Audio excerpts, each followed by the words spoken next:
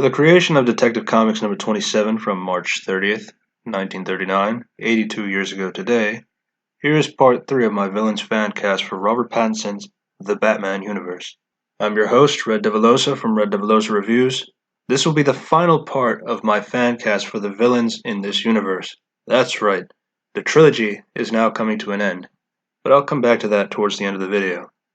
If you have not seen my part 1 and 2 of my fancast, the playlist will be included in the card in the top corner and in the description down below. Same rules as before, I will not fancast for the villains that have been casted and the villains that I've already fancasted for. Also, there's some fantastic fan art throughout the video, and I'll be crediting them in the video and in the description down below. Maybe my last request was too mired in subtlety. I want this man dead. When I say dead, I mean seriously dead. Beaten. Broken. His head mounted on my wall, kinda dead! Roman Sionis had his debut by Ewan McGregor in Birds of Prey. I thought he was one of the better parts of that film, but I wish he was in there more. Now that's not going to happen. But this is a new Batman. He's the mob boss that was dropped on his head as a baby, making him a cold and unbalanced individual.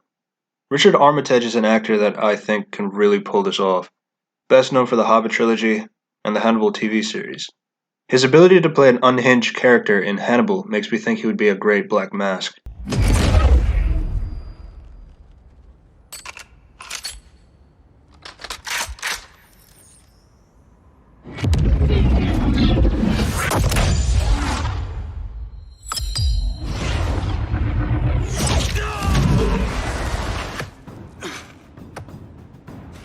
The guy that I never miss. Never miss. Yeah, we bloody know. You never shut up about it. Yeah, that joke is getting old to the point that even DC is starting to notice. Floyd Lawton was played by Will Smith in 2016's Suicide Squad, one of the better parts of that trash movie, although I enjoyed Harley and Amanda Waller more. I choose DJ Catrona as Deadshot. He was in Shazam as Pedro Shazam's character. He was also in the TV series From Dusk Till Dawn. I don't really have a reason, I just like the casting based on the look. Even though he's in the DCEU, I mean there's characters that play other characters in a different universe. And it's said that the Batman takes place in Earth too. Waylon Jones, aka Killer Croc. Stealing drugs isn't your usual MO.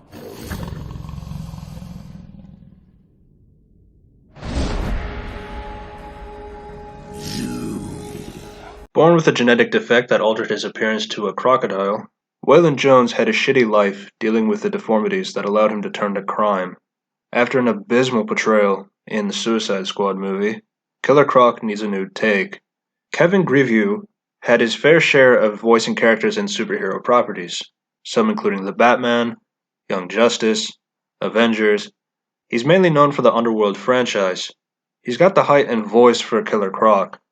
As impressive as the makeup was for Croc in Suicide Squad, I think CGI might be the way to go, as it looked very stiff whenever he was fighting. So I guess that's two options: Kevin to play and voice the character, or just voice him and use CGI.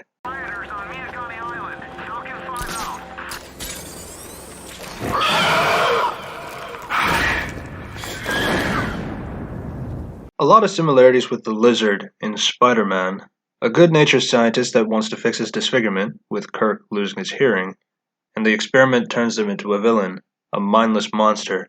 Man-Bat would have to be done with either a puppet or CGI. The actor I'd like to play as Kirk Langstrom is Adrian Brody, a talented actor that won Best Actor in The Pianist. He had a scientist role in Splice, not a great movie, but he was one of the better parts. It gave me a good vibe for him being Man-Bat, or even the Lizard, if Marvel is interested.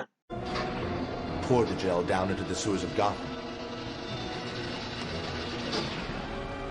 After it's spread throughout the city, I'll ignite it with a firebomb. And while Gotham goes up in flames, you and I will disappear like a puff of smoke. A recurring villain for Batman where he uses pyrotechnics for his crimes. The character has been in Arrowverse and Gotham, but mainly in animated shows and films and video games. I'd cast Pablo Schreiber as Garfield Lynns from The Wire and Law and Order.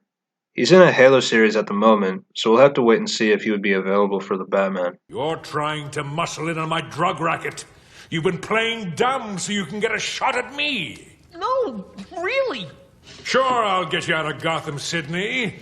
In a pine box. More members of the crime world. To pair up with John Turturro as Carmine Falcone, I got some actors that has experience as mobsters. Michael Madsen as Rupert Thorne, and Ray Liotta as Salvatore Maroni. Donnie Brasco and Goodfellas are films to show their abilities as mobsters. Copperhead, when are you gonna get some sense and tell us where Luthor is? Ooh, this must be the part where I get so scared I spill my guts. I'm warning you. What are you gonna do, Boy Scout? Short my sheets? Give me a wedgie? Guards! Take him back to the holding cell.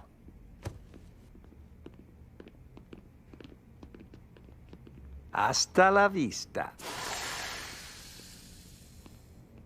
That went well. How does Batman do it? Another minor villain in the Batman's Rogues. When I look at the DC animated Copperhead, I see Matt Smith. And I'm not trying to be mean, but he looks just like him. The 11th Doctor from Doctor Who. He's going to be in a few things that I'm interested in. Morbius, Last Night in Soho, and House of Dragon. Really, this cast was based on look, but I think he can do it as well. Pig, happy pig, glad. Pig gets to play with flesh, make it look pretty after death. In my last fan cast, I said that Victor Zsasz was the second creepiest villain in the Rogues Gallery. That is because Professor Pig is the creepiest villain in the Rogues Gallery. Yes, Mad Hatter uses mind control. Yes, Zsasz kills people and cuts his skin. Laszlo Valentin is a schizophrenic scientist that wears a pig mask. He's this obsessive perfectionist that sees humans as broken individuals. He kidnaps them and lobotomizes them and changes them to mind-controlling Dolatrons. His depiction in Arkham Knight was one of my favorite side missions in the entire franchise. Paul Giamatti is the one actor I think he could really pull this off. After having a bizarre yet nothing role as Rhino in The Amazing Spider-Man 2, this is a great chance for him to show how he is. Great roles in American Splendor, Sideways, Cinderella Man, 12 Years a Slave, and much more. Weirdly, I can also imagine him doing the whole opera shtick as well.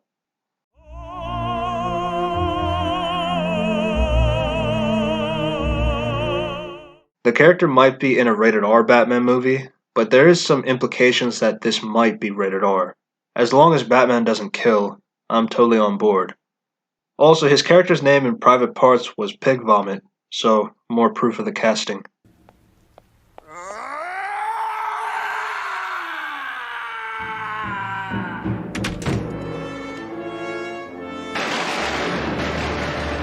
Harvey, what happened?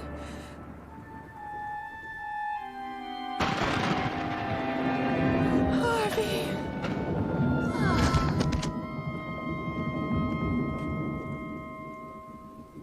Goodbye, Grace.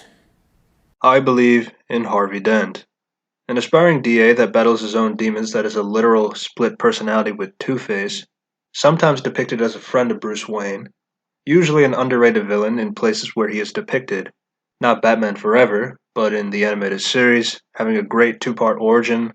Aaron Eckhart's performance in The Dark Knight does not get talked nearly enough, obviously when you have Heath Ledger's Joker in the same movie. A cool idea with the Carver twins, have one play Harvey Dent, and have the other play Two-Face. Then you can merge them together through editing. Ideally, I like to go for the one actor. Matthew McConaughey has been a fan favorite for the role, same as John Hamm. I like those castings as well, but the thing is, they are a lot older than Pattinson in comparison. You can make them younger with good makeup as well. I would also include Oliver Jackson Cohen. He's starting to get a lot more attention after The Invisible Man and The Hauntings of Hill House and Bly Manor TV series. He plays a tortured soul in Hill House, and he's the same age as Pattinson. This could bring in the Friends for a While angle to the character. And that was part 3 for the Villains Fancast for Robert Pattinson's The Batman. Let me know what you thought about my personal fancast.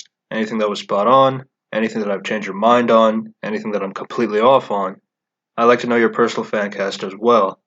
This was the final part of my personal fancast for the Rogues Gallery for the Batman universe.